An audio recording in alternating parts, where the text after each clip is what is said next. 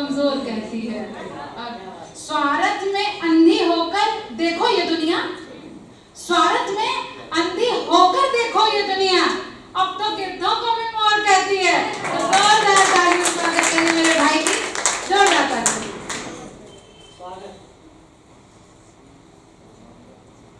प्रेम की पाती को नमन करता हूँ, प्रेम की पाती को नमन करता हूँ, बुजुर्गों की धरोहर और थाती को नमन करता हूँ। मैं काव्य पाठ आरंभ करूँ उसके पहले लखनऊ की पवन पानी माटी को नमन करता हूँ, माटी को नमन करता हूँ। काव्य अमृत कोश को बहुत शुभकामनाएं, बधाई प्रेषित करता हूँ। बहुत बढ़िया आयोजन संयोजन और हिंदुस्तान के तमाम राज्यों से आपने कवियों को यहाँ आमंत्रित किया, इसके लिए भी बधाई शुभकामनाएं। आपकी ये साहित्यिक आयोजन वर्ष प्रतिवर्ष इसी तरह से चलता रहे, इसके लिए मैं पूरी टीम को शुभकामनाएं प्रेषित करता हूँ। 4 पंक्तियां निवेदित करता हूँ, हास्य व्यंजन वो भी प्रेम प्यार पर लिखता हूँ। तो 2 पंक्तियां प्रेम प्यार की स्थिति हिंदुस्तान में क्या है मैं वो निवेदित कर देता हूँ कि प्रेम प्यार के चक्कर में कुछ खास फंसे कुछ आम फंसे, प्रेम प्यार के चक्कर में कुछ खास फंसे कुछ आम फंसे, पर इस तरह फंसे ना कोई जैसे आसाराम फंसे।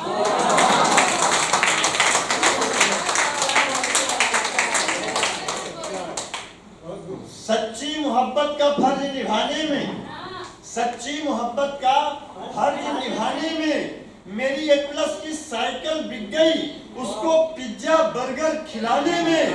फिर इस तरह मोहब्बत खत्म हुई जमाने में, वो ससुराल चली गई मैं पागल खाने में।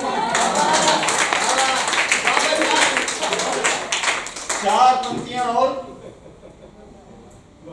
लखनऊ आया, बारिश तो सुबह से थी, तब 4 पंक्तियां कि मेरे दिल में तुम्हारे लिए जज्बात बहुत, मेरे दिल में तुम्हारे लिए जज्बात बहुत है, अगर तुम कर लो एक मुलाकात तो वो मुलाकात बहुत है। यूं तो मैं भी तुमसे मिलने आना चाहता हूँ सनम, पर क्या करूं इस समय तुम्हारी गली में कीचड़ और बरसात।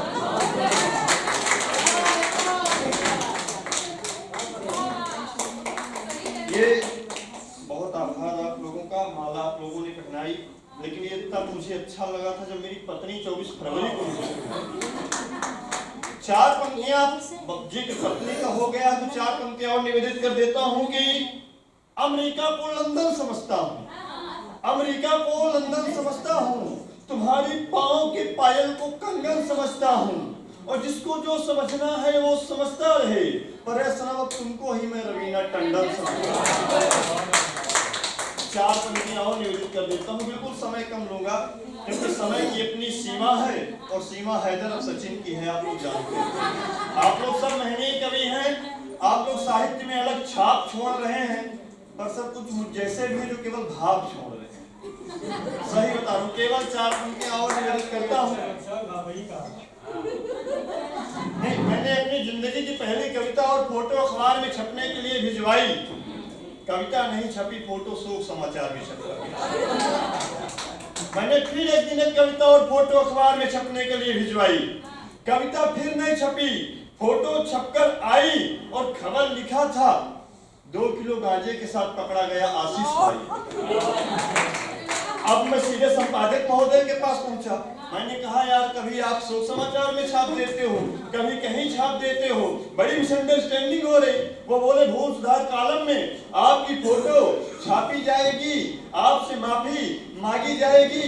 मैंने कहा बड़ी अच्छी बात है सर। चौथे दिन फिर मेरी फोटो अखबार में छपकर आई और इस बार लिखा था, आपको सूचित करते हुए अत्यंत दुख का अनुभव हो रहा है, अभी तक जिंदा है आप।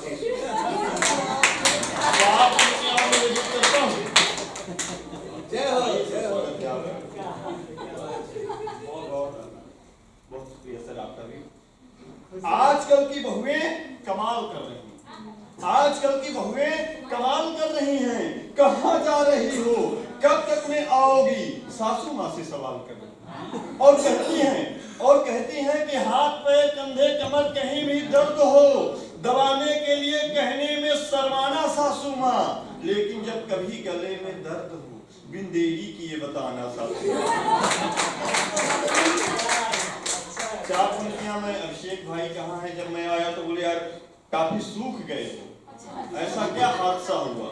मैंने कहा हादसा 24 फरवरी 2024 को हुआ। तब चार पंक्तियां निवेदित करता हूँ कि शादी के बाद हम इतना मजबूर हो गए, शादी के बाद मैं इतना मजबूर हो गया, पत्नी के पास हुआ लेकिन प्रेमिका से दूर हो गया, और उससे मिलने जाता था अब भी छत कूद फांद कर, इसीलिए आदमी से लंगूर हो गया।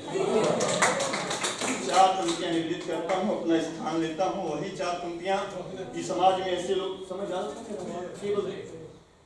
जब ऐसे लोग मिलते हैं कि आपके सामने रहे तो कुछ कहे, आप वहां से हट जाएं, आपकी बुराई कर दे, तो मैं चार पंक्तियां कहता हूँ कि दिल लगा न कभी दिल लगी हुई, दिल लगा न कभी दिल लगी हुई, दुआ सलाम न कभी पैलगी हुई, और मेरे मरने के वास्ते वो दुआ पूजा पाठ करता रहा मंदिर मंदिर।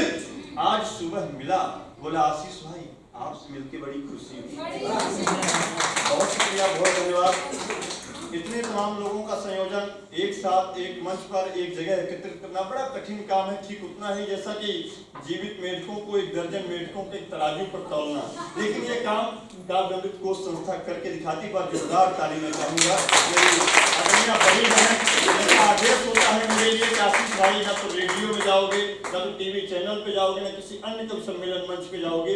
जिस दिन हमारी संस्था का कार्यक्रम हिंदुस्तान के जिस जहाँ पर रहेगा, जिस शहर में रहेगा, वहाँ उपस्थित रहोगे। तो दीदी का आदेश मेरे लिए अध्यादेश आप सबके समक्ष उपस्थित हुआ और प्रस्तुत करने के बाद और एक निवेदन और करूंगा कि इतने समय तक हमने सभी को सुना, अब जो हमारी स्वर टीम है, राघव भाई, प्रमोद भाई, अभिषेक भैया, साक्षी बहन और प्रीति दी, इनका भी काव्य पाठ हम लोग जरूर सुनेंगे। बहुत शुक्रिया, धन्यवाद।